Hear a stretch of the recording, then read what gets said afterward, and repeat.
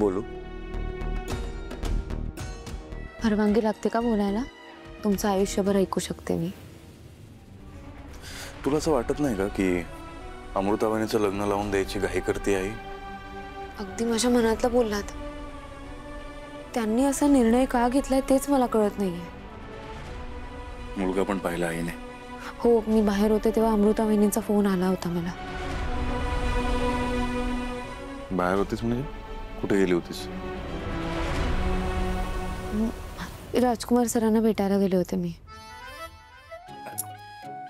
कोण आहे माझी बायको? ही मला न विचारता सगळ्या गोष्टी कसं काय करते? अगं मी जाणार होतो दादाला भेटायला. मला एक मिनिट, तुला कसं कळलं तो कुठे राहतो? बबलू दादांमुळे.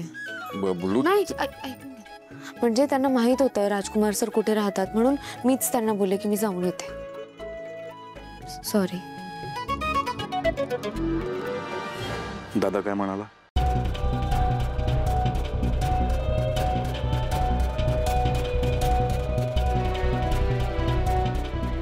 खूपच वेगळं रूप बघायला मिळालं मला त्यांचं. पूर्वीसारखा चिडचिडेपणा नाही, खोचक बोलणं नाही. खूप शांत आणि स्थिर वाटले ते मला. तिथे दादा बदलायचा प्रयत्न करतोय, सुधारायचा प्रयत्न करतोय ना, आई ते अमृताबाईंचं लग्न लावून देते.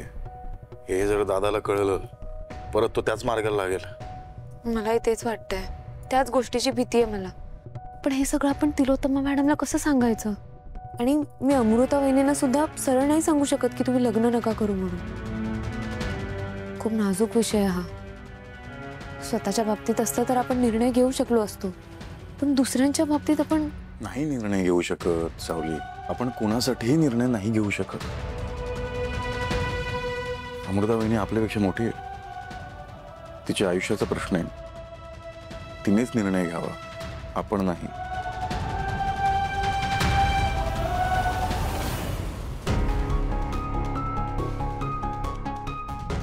आज जेवताना अमृता जरा लॉस्ट वाटत होती. म्हणजे तू एवढं स्थळ आणलंस तिच्यासाठी. अगदी त्यांनी लगेच पसंतही केलं अमृताला, पण ती काही विशेष खुश वाटत नव्हती. नवीन नवरी नाहीये ना ती, अशी कशी खुश दिसेल ती?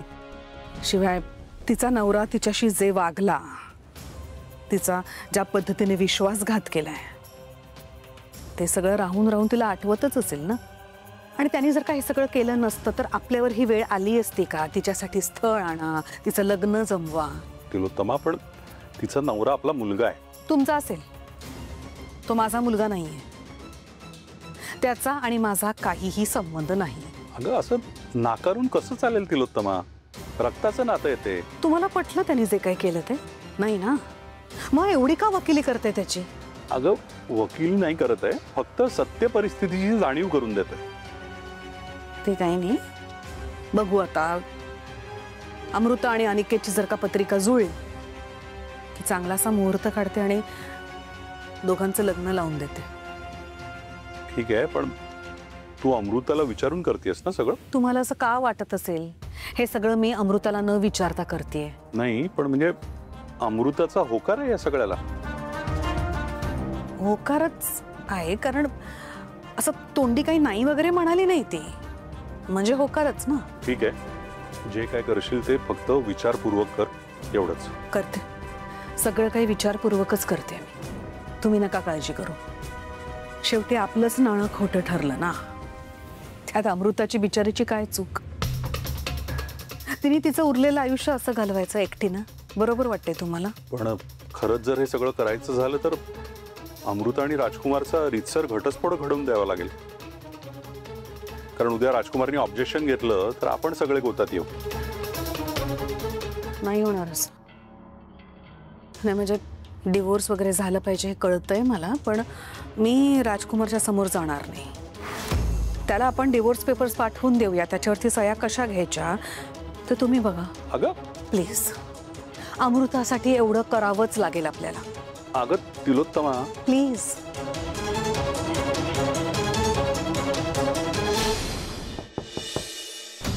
कोण आहे? थांब, मी बघतो. सावली, वहिनी. वहिनी? वहिनी काय झालं? तुम्ही बसा इथे, बसा. काय झालं? का रडताय तुम्ही? शांत व्हा. सावली, मला नाही कळत आहे मी काय करू. अमृता वहिनी, शांत हो तू आधी. काय झालं मला सांग. सारंग, अरे हे सगळं इतकं अचानक सुरू झालंय. मी कसा काय निर्णय घेऊ सांग ना. वहिनी, तुम्हाला निर्णय घ्यावा लागेल आणि तो तुम्हालाच घ्यावा लागेल. कारण एकीकडे तिलोत्तमा मॅडमने जे स्थळ सुचवलंय ते खूप चांगलं आहे आणि दुसरीकडे राजकुमार सर सुधारतायत. तुम्हाला सांगू का, यांचं स्थळ जेव्हा आलं होतं तेव्हा असंच वाटलं होतं. सगळं खूप छान आहे, मोठं कुटुंब आहे, एवढा मोठा बिझनेस आहे, घरातला सगळ्यात मोठा मुलगा आहे, मी मेंदळे घरातली सून होणार. पण काय झालं शेवटी, एखादी शिक्षा भोगावी तसा केलाय मी माझा संसार. आणि मला सांग, आता जे स्थळ आलंय त्याच्याबरोबर असं काही होणार नाही कशावरून? जर उलट झालं तर, म्हणजे या घरात राजकुमार दादा जे तुला प्रेम नाही देऊ शकला ते कदाचित त्या घरात जाऊन तुला मिळू शकतं. राजकुमार सर पण हेच बोलले.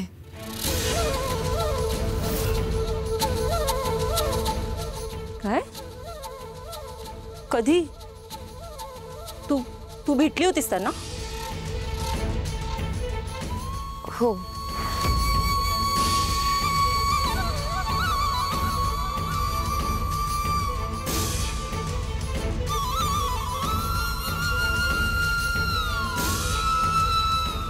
का कोणास ठाऊक, मला खरंच असं वाटतं की राजकुमार सर सुधारलेत.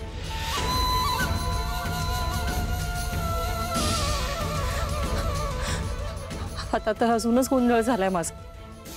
खरं सांगते, माझी ना खूप खूप घाई होते. कसं थांबवू मी आईंना, कसं समजवू त्यांना, मला नाही कळत आहे.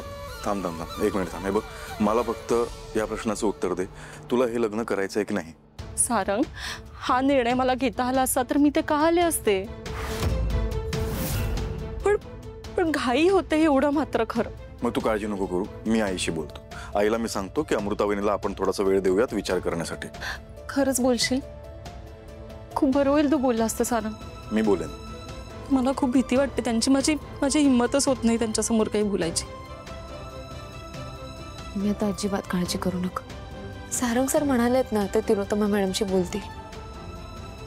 आणि तुम्ही जो काही निर्णय घ्याल ना, तुमच्या निर्णयाला आम्हा दोघांचा पाठिंबा असेल.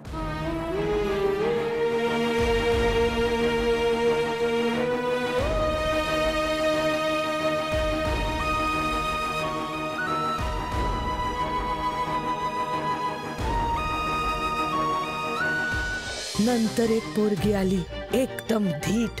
आणि ती व्यक्ती म्हणजे अहिल्या वेसकर.